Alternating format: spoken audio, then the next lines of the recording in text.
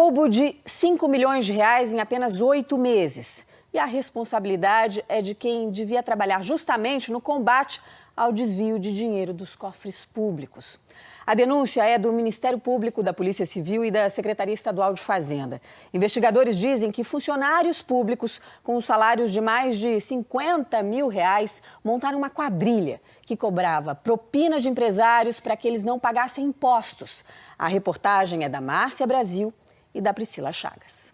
Jorge Cerqueira de Andrade foi preso em casa, nesse condomínio de luxo na Barra da Tijuca. A polícia apreendeu no apartamento obras de arte, joias, cheques, 12 mil reais em dinheiro, muitos comprovantes de depósitos, além de um carro. Jorge Cerqueira é auditor fiscal da Secretaria Estadual de Fazenda. Ele é acusado de cobrar propina de empresários que estavam devendo impostos e multas para limpar o nome deles. Os investigadores afirmam que Jorge fazia as reuniões dentro de um posto da secretaria, em Bom Sucesso, e que o auditor não trabalhava sozinho. Cláudio França Rocha, também preso hoje, é auditor-chefe da inspetoria investigada. Era ele, segundo os promotores, que arquivava os procedimentos fiscais contra os empresários. O terceiro homem preso na operação é Alexandro Santiago Oliveira, que intermediava o pagamento da propina. Ele não é funcionário da Secretaria de Fazenda, mas se passava por auditor fiscal. Tinha, inclusive, carteira de auditor e crachá de visitante, com livre acesso ao prédio. Eles captavam empresários, localizavam empresários com irregularidades fiscais e levavam passavam esse material para o Jorge, que chamava esses empresários, esses contribuintes no próprio prédio da inspetoria. Ele fazia lá o achaque, a solicitação da propina. Aqueles empresários que aceitaram pagar a propina tiveram seus procedimentos arquivados pelo Cláudio. Na denúncia do Ministério Público, os promotores afirmam que, num dos casos, uma empresa teria ultrapassado o limite de faturamento para participar do Simples Nacional, um programa de cobrança de impostos para microempresas, e que Jorge cobrou R$1 milhão para não multar e excluir a empresa do programa. Se Jorge fizesse o trabalho dele como fiscal, a multa que seria arrecadada pelos cofres públicos ficaria entre 4 e 5 milhões de reais. Os investigadores dizem que Jorge sempre escrevia os valores das propinas num papel e que chegava a oferecer parcelamento. Num pedido de propina de R$160 mil, ele deu ao empresário a opção de pagar em 5 vezes.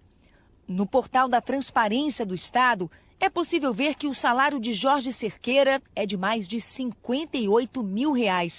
O de Cláudio França, quase R$51 mil. Jorge Cerqueira, Cláudio França e Alexandro Santiago foram trazidos aqui para a cidade da polícia. Eles estão presos preventivamente. O esquema ainda envolvia outras 4 pessoas, entre funcionários da Secretaria de Fazenda e de uma empresa de contabilidade que ajudava a convencer os empresários devedores a pagar propina. Essas 4 pessoas não tiveram a prisão decretada, mas estão proibidas pela Justiça de continuar as atividades profissionais.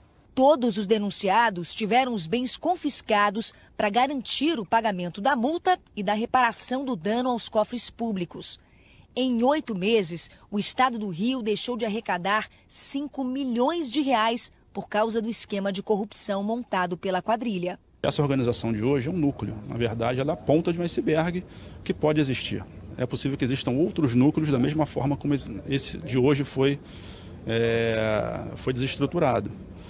Mas, ao mesmo tempo, sabemos também que uma ação como essa serve como exemplo para que outras pessoas que também assim atuem deixem de atuar.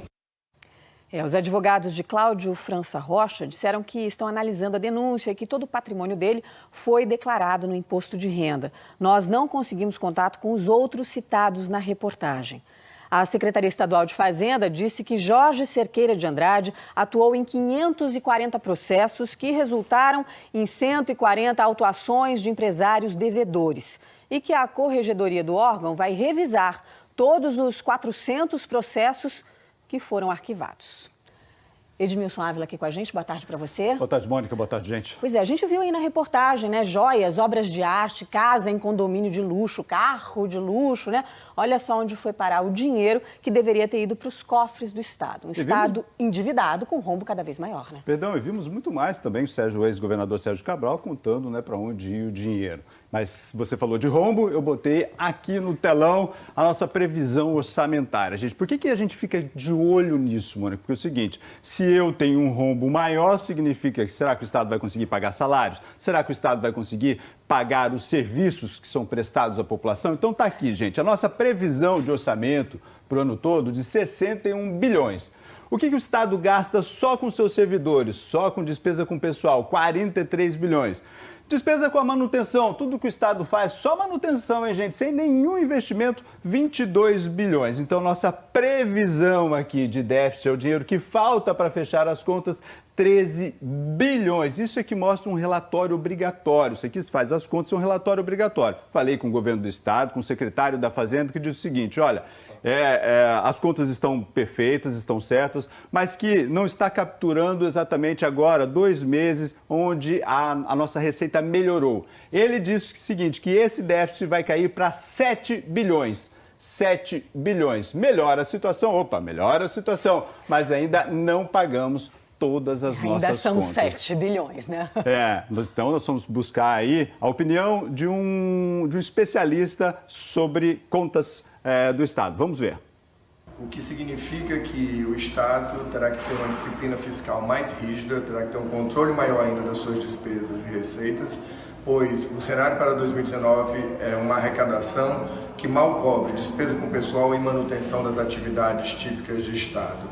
Então, se faz necessário a continuidade de uma disciplina fiscal nesse cenário de recuperação fiscal, onde o Estado ainda não paga dívida e tem um lastro financeiro para fazer o seu ajuste. Veja, sem pagar dívida, o Estado ainda tem que apertar o cinto.